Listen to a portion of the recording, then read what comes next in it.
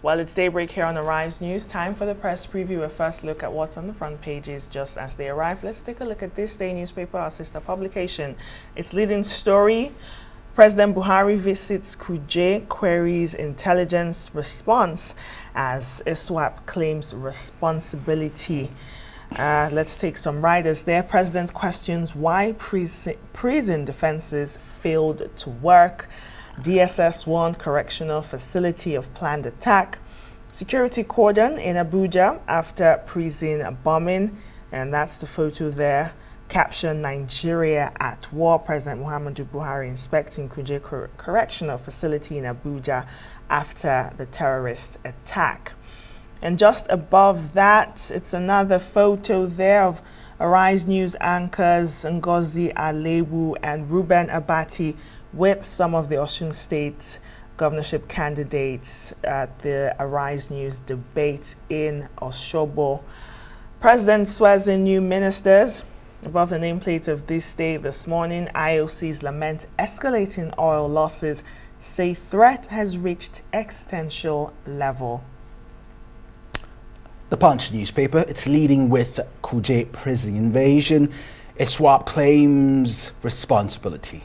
Freeze Kaduna train attack masterminds. Daura attack, the Air Force deploys personnel and fighter jet. Discos vow to battle federal government over takeover and restructuring. Rising subsidy will stop states from paying salaries. And that's according to governors. That reports on page 20.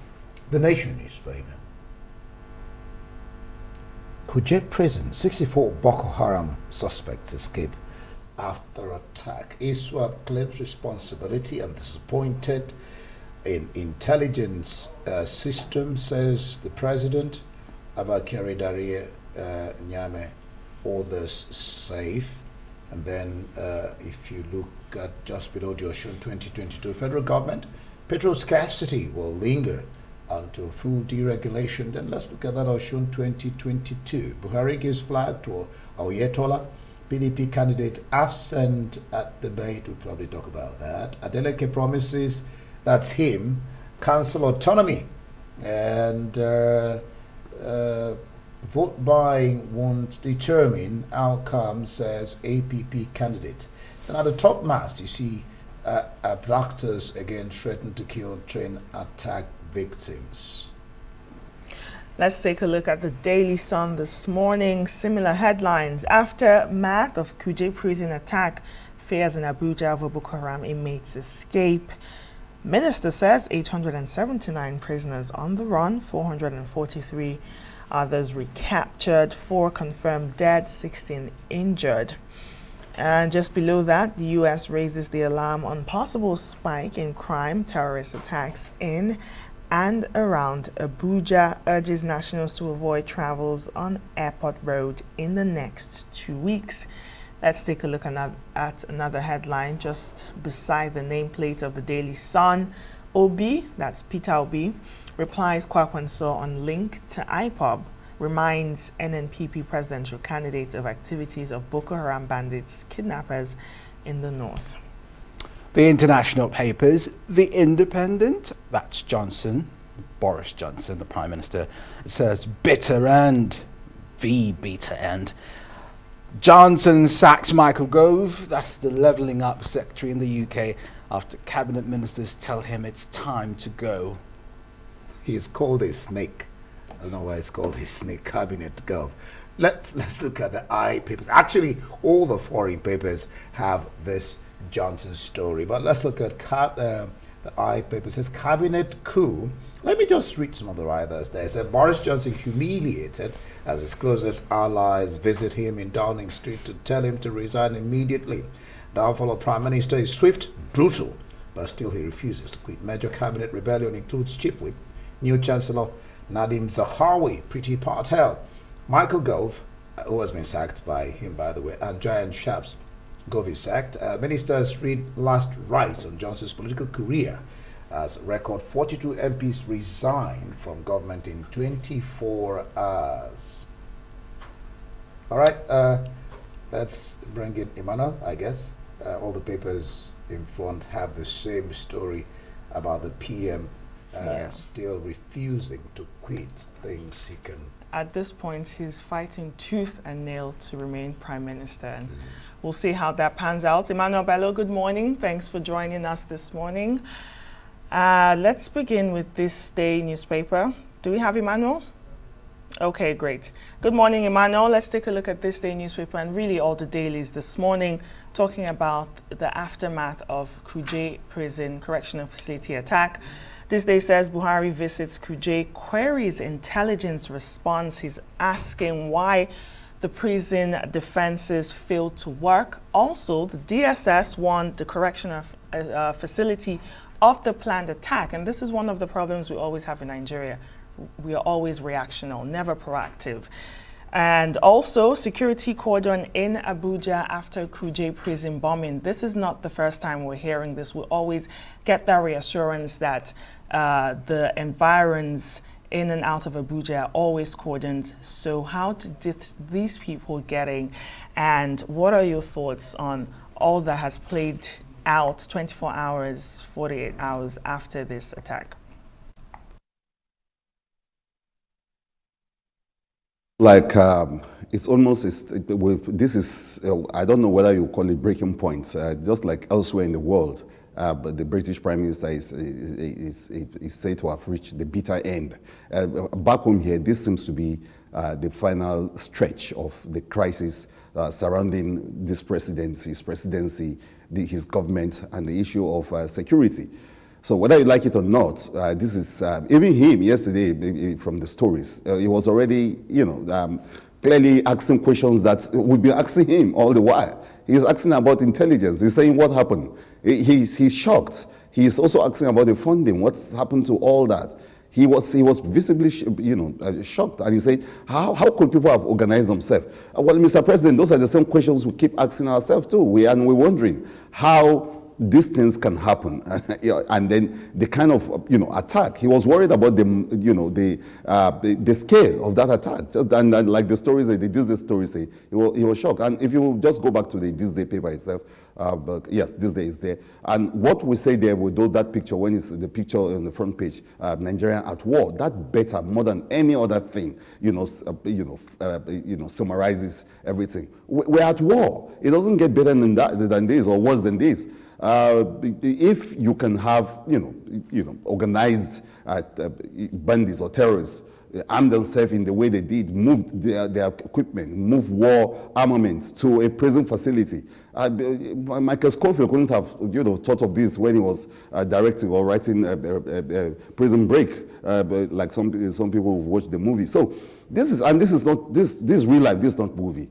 And this in the nation's capital. I mean, I think for the first time, whatever veneer or whatever illusion of security we have, whatever protective kind of an illusion of protection that you have because you're in this, in the center of the country itself, the headquarters of the country. I think that illusion has been taken away. I think there's the sanctity or I don't know, the temple of protection that you think you're in, the city of refuge, if you wish. I think that has been defiled and that has been violated by this attack in Kuje. It might be just Kuje, but it looks as if everywhere and everywhere, the US already saying that, look, people should know that there's going to be an upscale in a rising in the spate of attacks or criminality in the nation's capital. So if you thought these problems were very far from you, I mean, Keji, you were thinking it's Borno, you were thinking it's Niger State, and then Niger State is just close by here,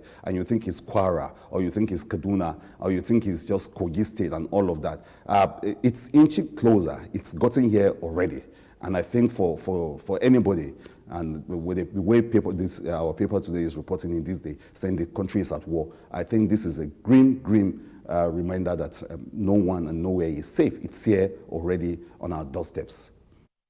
Well, Emmanuel, the United States has issued security alerts to its citizens. The UK has also asked its citizens to be security conscious. It's in the Daily Sun. In the meantime, these terrorists are threatening to to kill the train attack victims. They're still in captivity. We haven't been able to secure their release. In the meantime, the president reacted to this situation. If you can put up the tweet on the screen, the director, and he's asking questions, and I felt some type of way about his response, asking us questions. He's saying, how can terrorists organize, have weapons, attack a security installation, and get away with it? Should we be getting these questions, Emmanuel? Are these questions for us, these rhetorical questions from the president? I don't know who the president wants answers from, but these are the same questions that you and I have been asking all along. And don't forget that this is the government, or this is the regime or the presidency that ran under the issue of security. It's so strong. A lot of people who voted in or who went to cast their vote for General Buhari said, well, this is a former soldier, an a general will be able to, he will know one or two things about security. Right now, he's asking questions that actually questions those credentials, because he's asking what has happened to intelligence gathering. And down in the story, especially the story, you have the PDP coming strongly to say that, well, they have been warning. The DSS had warned about this weeks back, and that the APC was not proactive enough. Like Kuje said, we're never proactive, we're always reactive. That the DSS actually warned. So you have a situation, so before he begins to blame security because the intelligence community, it's there. The PDP is already saying that, look, no, you've been warned about this, and that those warnings are not taken. Of course, I'm sure they will have to find a way of digesting that, what really happened, how were the warnings given.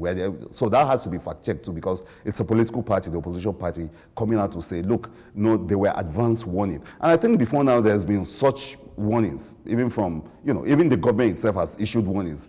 But recently saying that there's going to close down park and gardens from 7 o'clock, because, there was a sense that in a way that there was not going to be some kind of attack on the nation's capital. So was that ignored? The president is asking those questions, and unknown to you or unknown to him, those are the same questions that have actually disturbed every one of us here in this room and elsewhere. People have asked this question: how did these people even, how did they amass such weapons in the first place? How do they make this movement? Do they move at night? How come they are undetected? He asks whether on the towers, those CCTV cameras were working. We should be asking those questions too. And we've always asked them, how did these weapons come in? What has happened? How were they able to, what happened to intelligence gathering? What happened to nipping things in the bud? In the past, you hear about people, the security saying they're foiling a situation. So what happened to those kind of foiling? So those are the questions Nigerians ask themselves. But the bigger question would be that, why have people not been sacked? This morning, I think we should be talking about people losing their jobs, either as maybe officials of those prisons or even at the highest level of governance. So you don't have those things. And like earlier this week, as former Vice President Atiku was saying, that part of the problem is that you don't have a situation where people are seen as being punished for what has happened. And so that emboldens those in charge. So if those in charge, I called to question and queried and punished, some of these things will be dealt with. But it's almost like, the president is asking this question. He needs to be asking his service chiefs and all the other intelligence chiefs this question, and then be seen as doing something about it, and not just asking questions. Because these questions themselves, if the commander-in-chief is asking us, ordinary people, this question, like that song say, if you ask me, who I go ask? So who are we going to ask? He's asking these questions, and the questions have bothered us. We've been worried about how did these people get their arms? Who are they? There was talk about naming and shaming. That hasn't happened. You are supposed to name people, shame them, or even arrest them. That has not happened. So these are questions, if the president is bothered about this question, you should know that Nigerians are much more bothered and much more worried about the security situation. The intelligence gathering issue in particular is worrisome. Well, Emmanuel, when I was at my home yesterday and heard that, he's not actually asking us. He's asking the intelligence community. If you look at the last line, that's why it gets interesting. Give me a full report of what transpired. And one would really expect then, when that report is got, heads should roll, which you alluded to when you were ending. All right, Emmanuel Bello, thank you so much for the